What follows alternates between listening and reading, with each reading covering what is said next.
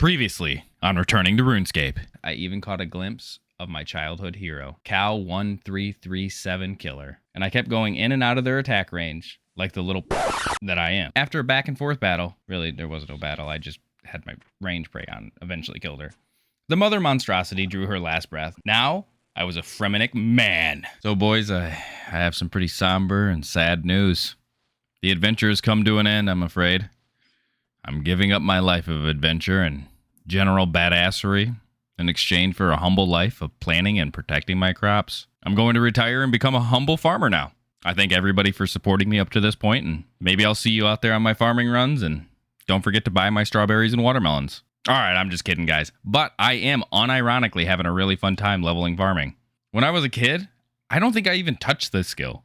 I kind of always just viewed it as a waste of time, and it got in the way of me killing things. But now, I can't frickin' stop. It feels like every time I turn around, I'm grabbing equipment and teleports, and I'm going to spread my seed.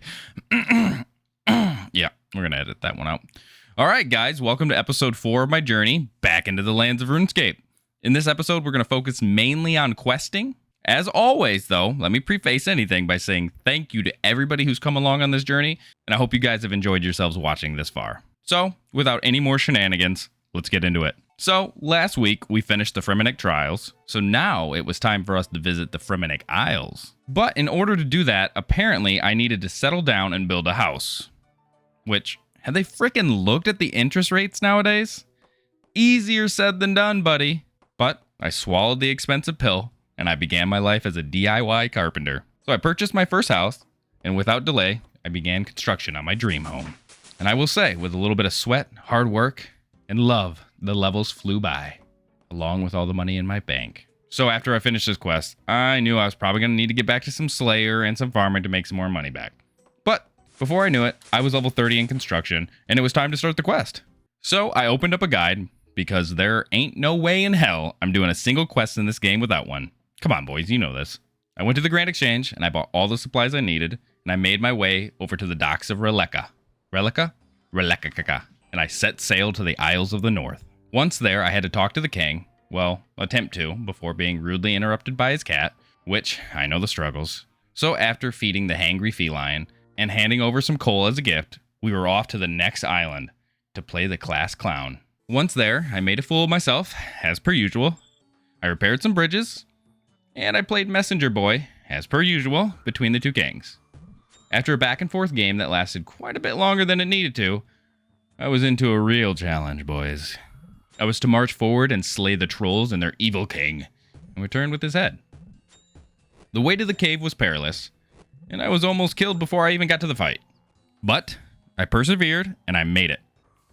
And with some gifted tuna and some potions, I joined in on the mosh pit of mayhem, and eventually, after both sides suffered major casualties, it was time for mano-y-mano between me and their king. The fight was a rough one, boys. I'm not going to lie to you. It taxed me to my limits both mentally and physically. It was touch and go for a while as to who was going to prevail. But the gods blessed me, and the troll king fell to my blade, and his head now belonged to me. And with that, boys, the king was gracious enough to bestow upon me his helmet in trade for the safety of his kingdom and the troll king's head. We had saved the Fremennik Isles, boys. On a side note, I 100% thought I was going to be able to wear this helmet right off the rip at 40 defense. But I guess I was wrong, so it's going to sit in my bank and gather some dust for a little bit. But then, one day, we will become Mini Thor. Now we are on to even harder challenges. So, as you know, I'm now addicted to farming. And a nice addition to my farming arsenal is the ability to use fairy rings and these magic pruners. But to gain access to those, I needed to complete a fairy tale part 1. So with the Fremennik quest completed, it was time to set my sights on another quest line. But to finish a fairy tale, I would need to complete both the Nature Spirit and Lost City quest.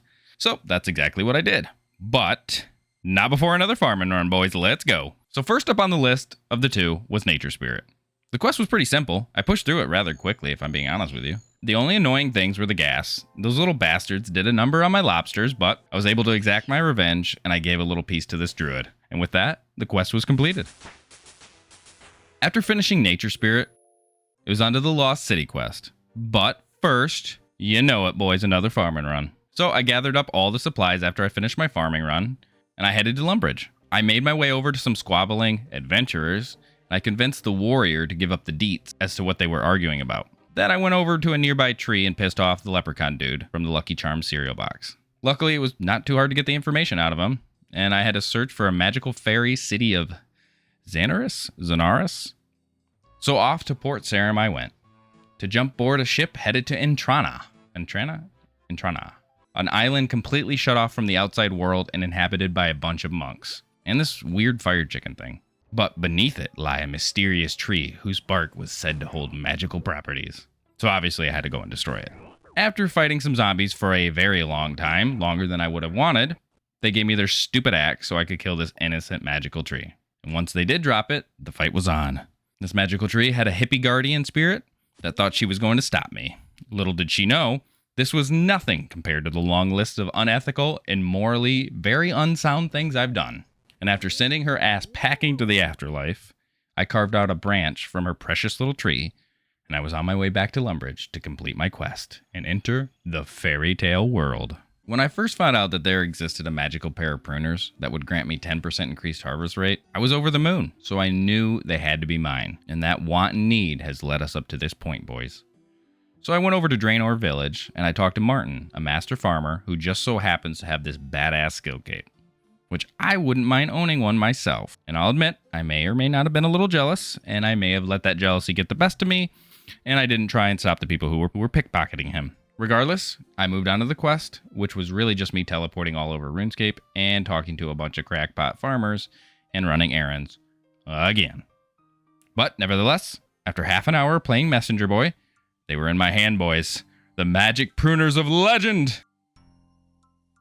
And with them, I slayed baby Groot, and I got one step closer in rescuing the Fairy Queen from the clutches of Marlon Brando. I also saw that I could start the following quests in the series without any of the requirements, which I don't have, in order to gain access to the fairy rings, which I guess allow me to teleport my ass all over this world, so that's going to be a big yes for me, boys. So onward I returned to Martin. Martin and I may have got off to a little bit of a disagreement, but that's alright, we push forward and we move past our differences to save the fairies. I gave him time for his herbs to grow and figured I'd go check mine out for a little farming run while his grew, might as well. But on return, I was told I was a liar and I had to return to the fairies to check and see why things hadn't been fixed. Honestly, if I'm being real with you boys, I just don't even think he's that good of a farmer, because I found all my herbs to be doing splendid and I think he should give me the skill cape, but that's neither here nor there. But I figured, oh well, I might as well just go and see how things are going, see if the queen's healed up, and seeing how things are going with my fairyland friends. So, upon entry, I returned to Fairy Nuff's house, only to find it ransacked. Upon speaking to Marlon Brando again, I was then given permission to use the fairy's teleportation tools. Once I got that, I said, see you boys, I got what I came for, I'm out of here. And I moved on to the next quest I needed to overcome. Monkey Madness.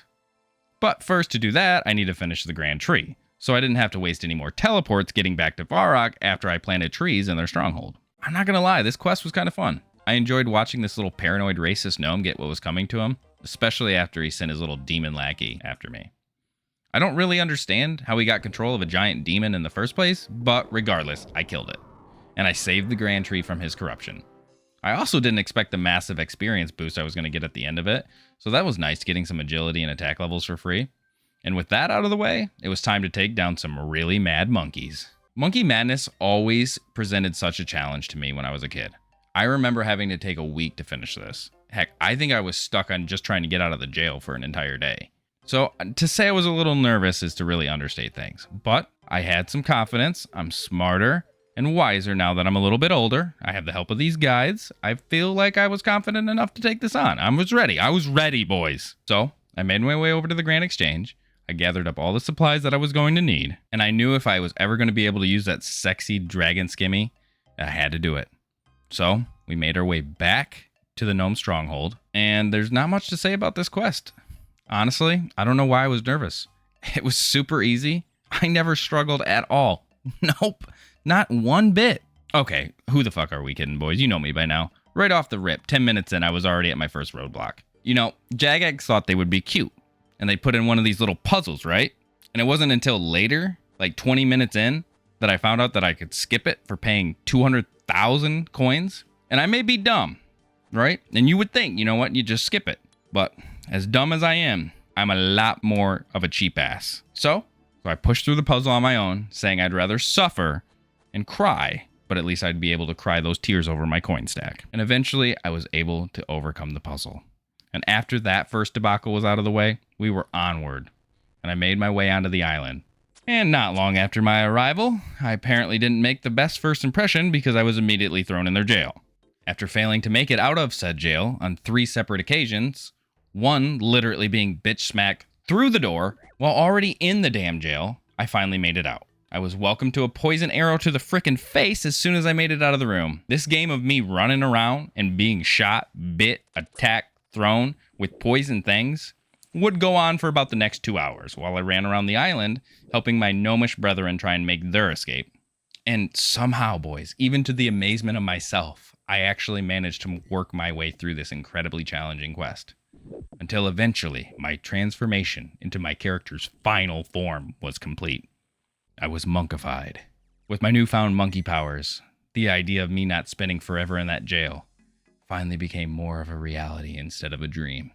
I worked myself through the hierarchy of the monkeys with my superior cunning, going as far to break one of their kind out right underneath the nose of an unsuspecting zoo employee.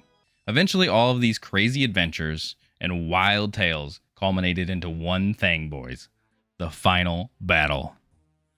After being betrayed by gnomes, again, that's like twice in 3 hours, and that little racist bastard was saying we couldn't be trusted? Yeah, we see how that is. The fight was on. But not before a kind interaction with a stranger that was about to put himself through a torturous journey and follow in my footsteps. Hopefully he goes through this a lot more efficiently than I did. But after saying our farewells, it was time to take on another giant demon. Seriously, where the hell does this gnome keep getting all these demons? But luckily, this time I had the help of the gnome special forces. After a very hard-hitting opener by the demon, we banded together and we quickly made short work out of Glau's other pet. And then it was time to get my reward. A bunch of experience and the true shining reward, boys. I could use a dragon scimitar once I hit 60 attack. When that day comes, though, boys, it shall be glorious. This quest taxed me to my limits and was easily the most challenging quest I've embarked on up to this point. The next quest I'm going to set my sights towards will probably be Underground Pass, but in order to do that, I must revisit my old nemesis, agility.